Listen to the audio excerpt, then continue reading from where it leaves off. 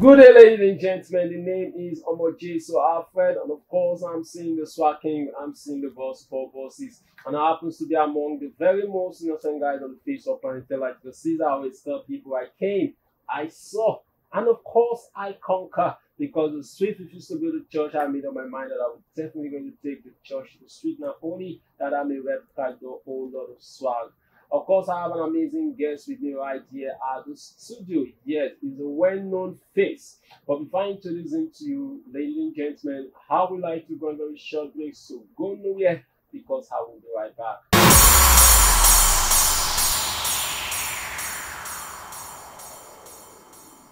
A Touch from God Ministries, aka Encounter Center, with Apostle Dr. Tony Ikalama. Weekly activities Tuesday, fasting and prayer 8 a.m. to 12 noon. Counseling 12 noon to 4 p.m. Fridays, evening with the Lord 6 p.m. to 8 p.m. A night with God 12 midnight to 3 a.m. Sunday, gracious service 8 a.m. to 10 a.m. Second service 10 a.m. to 12 noon. A night with God every second and last Friday of the month 10 p.m. till dawn. You can locate us at number 7 Mini Chinda Street, Elimbu, Port Harcourt, River State, Nigeria. Motto, salvation. You can follow us on Facebook at Touch TV and YouTube Touch TV. Don't forget to subscribe for more details. Or you can call the church line 0703-259-6965 or 0909-537-9149. Worship with us and your life will never remain the same. Jesus is Lord. Hello everyone, this is Swag TV International. I know you've been enjoying our online TV programs, but if you're new here, you can subscribe to our YouTube channels, like our videos, comment, and please don't forget this part. Tap, click, touch the notification bell to get notified on our new videos. You can also follow us on our social media handles. On Facebook, Swag TV International. On Instagram, Swag TV_International. Stay locked to that screen. Don't go anywhere. Swag TV, giving back to the nation.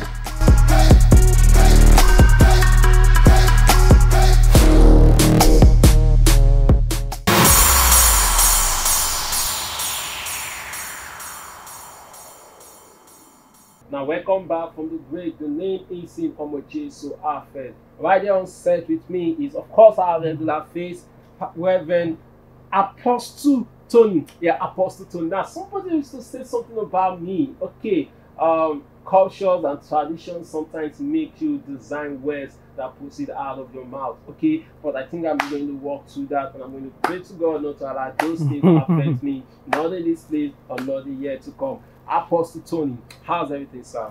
Thank you, Omojesu. The Lord bless you. The Lord bless you too, sir. Last week we actually looked at the importance of tithe and offering. And this week, we are saying, what are the pastors living on? Because everybody goes like, without the tithe and offering, the pastors will not survive. Okay, that is like the word in the lips of 80%, or let me say 60% of the world population, talking about the tithe and offering and the church. Okay, now during the COVID-19 period season, we heard a lot of persons saying something like, the pastors are angry because there is no more tithes. Now we want you to explain to us, tell us, do the pastors live on the tithe and offering, or they have other means of livelihood, not the tithes? The pastors does not entirely live on tithes and offering. Okay.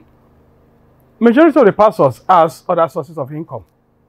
Just like if you say so tribe are bad people, All right. it does not mean that they are entirely 100% bad. Okay. But maybe it could be the norm, or maybe 70%. Okay. And you say this tribe are good, not all 100% are good. So in every situation or society, you must have bad eggs. We agree to that. But the pastors does not entirely live on tithe, but it's just as you are in charge of a team. It's your duty to give disparity to where it belongs. Okay. And if God has also said in his word and said that his portion belongs to the Levites, belongs to the priest. So which means that which belongs to God is what the priests are taking. And that's why he said to them, he said, you don't have an inheritance with your people, with the other 11 tribes. So they are entitled to eat from the tithe. Yeah, the pastors are entitled to eat from it. But the eating from the tithe is not the primary thing. If you read your Malachi 3:8-10, it says, so that there will be meat in my house, in my storehouse. So the primary thing is meat to be in the house of God. It's just the question you ask me is like asking the government, saying that government from taxation, do the government eat from taxation or not? That's the kind of question you ask me. Now, every government eats from taxation. Yes, it's from taxation they give good roads, power, water, and all the rest. So also, the pastor is entitled with the tithe to make sure there is provision in the house of God. The house, you know, the Bible called the house of God the house of all nations. Yeah. When you meet different kind of people.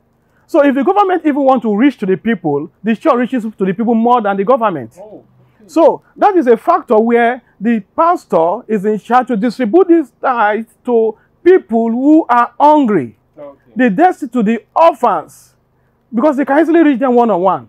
So the pastor has more burden than the individual who stays in his house. Everybody calls the pastor for assistance, for help. It's from the same tithe, the tithe house. I call it tithe house. Okay. That the pastor dips his hand to take care of them does not necessarily mean that the pastor is from the tithing or solely depend on it. As like I rightly said in the book of Acts chapter 17, verse 33-35, St. Paul asks them the same notion, which is all going as you ask now in the street and in the world, that pastors are eating from it. The same notion, and St. Paul said, you all know how my hand is necessitated for my needs and for those who are with me.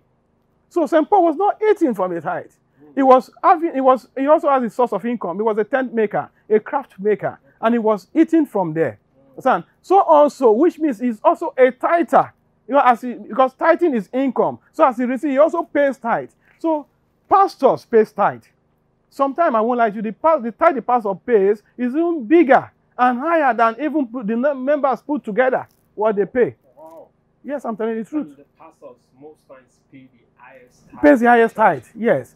And nobody wants to talk about that. No. You understand? Nobody wants to talk about that because the pastors understand that when your right hand is giving yes, your left hand not no. You understand that principle. So nobody wants to talk about that. But the pastors pay higher. Oh.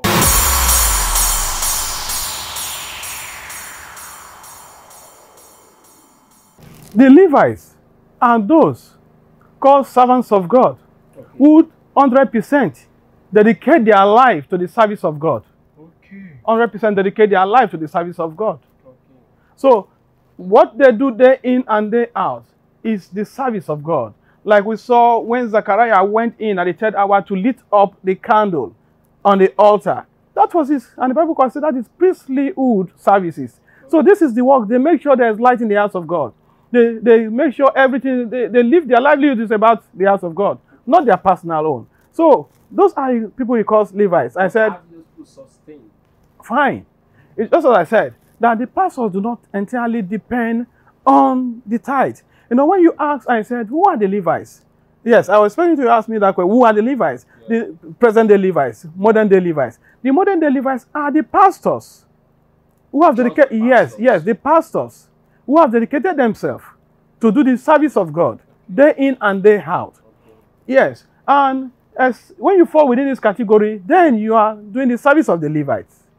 Those are the Levites, present-day Levites. Okay. So, if you know, in some churches these days, you have part-time pastors and you have full-time pastors. Yeah. So if you have full-time pastors, which are the full dedication of 100% service I'm talking about, now that is from where the senior pastor in charge, as I said, there must be a custodian, also pays them from, they must be paid from there.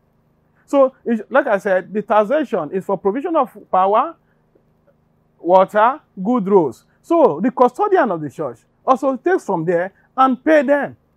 Okay. Because it's just like if we have so much money in revenue, the government borrows from there and puts it into another sector. So, it's the entitlement of the governor or the president to do that. So it's also the entitlement of the chief custodian to know who to touch and pay for the service of God. Okay. No, so are the pastors the only Levites we have for now? Are they the only one? Or do we have other people that we don't even know that are meant to be eating from the tithe and offering?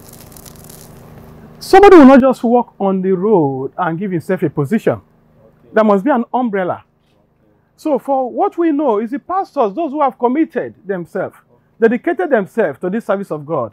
Yes, you call them pastors. Some can call bishop, apostle, because I said there are fivefold office. You have the pastor, you have the evangelist, you have the teacher, you have the pastor, you have the prophet, and you have the apostle. Any of these fivefold office. Yeah, you know, in social we say workers. But this worker, is he working somewhere? Or is he completely, if the person is doing the work of God completely, 100%, do not have source of income, that person falls under the umbrella of the church for the church to take care of such person. That is the person is working in the church. In the church, yes. Okay. And doing the services of God. Okay. Voluntarily. Okay. All right. Okay. So, in a nutshell, you are saying that the pastors have the right to eat from the tithes. Yes. Because the Lord said to them, he said, my portion belongs to you. Okay. So they have the portion of God. Okay, so we're not paying our tithes, we're harming ourselves. So it doesn't matter when we pay our tithes or not. It doesn't matter, because God is definitely going to feed his people if we refuse to pay our tithes. If we refuse to pay tax, the system of government will collapse. Yes. So if we refuse to pay our tithe, that means we want the system structure of God to collapse. Talking about this tithe, how important this tithe is. The tithe is as important as the air we breathe. Because if we don't know the importance of tithes, we can be deceiving ourselves, lying to ourselves, hurting our own self, and at the same time hurting the body of Christ. So how important? So we don't end up stealing from ourselves, because a lot of us with the mentality will say, oh, I cannot give the pastor my money. I'm a Christian, know that, but I know where my money should be, not in pastor. Now, some of us, maybe because of the experiences from the past, had issues, okay, and we decide to tell ourselves to say, this thing, we are not doing it again. Now, there's a topic for that, but that will be on our next session, okay, talking about people that get angry, get offended, and leave the church because why they are angry, why they are offended. So it's either they go to start up new churches. We've seen a lot of new churches swimming up because of, oh, I think it's due for me to be a pastor, and they didn't treat me right. It's unfair, and I need to go and start my own. And we're going to talk about that in our next discussion. But right now we are focusing more on the tithe and the offering. I'm telling you, tell us how important in details. Now, he says it's as important as the air we breathe. Yes, but what is the disadvantage? The disadvantage is something we should look at clearly. Why must I, if I'm giving my offering and my tithe to the less privileged ones, to the orphanage, why must I retrieve it back and say, no, I've been doing the wrong thing since, I need to do it the right way now? The tithe, as I said, is one of the laws of God. Yeah. And the essence why God gave us the laws, 614 laws, is, he said, testing man, whether man will obey him or not. So if you obey him, you have life eternal. Yeah. And if you disobey him, then hell is bound. Yeah. So the essence of tithe is keeping the laws of God. So it's as important as, because I said, disobedience is as the sin of witchcraft. Okay. And sin of witchcraft is a sin of idolatry. Okay. And these are things God hates. Yeah. Understand? So we cannot disobey God. If you don't pay your tithe, it's like disobeying God. And if you don't pay your tithe, it's like a farmer that has seeds of tubers of yam. Yeah. And after harvesting, you keep it at the barn. Okay. You never sow it. It stays in the barn 1 year, 2 years. After a time, it will rot. Yeah. The insect will go into it and it get rot. So if you don't pay your tithe, just like I said, he's not going to rebuke the devourer for your sake. Okay. So the devourer will come and eat the seed, the tuber of yam you are keeping at the barn. Okay. So after the cankerworm or caterpillar or whatever insect has eaten it, it will rot. You no longer have tuber or seed to plant.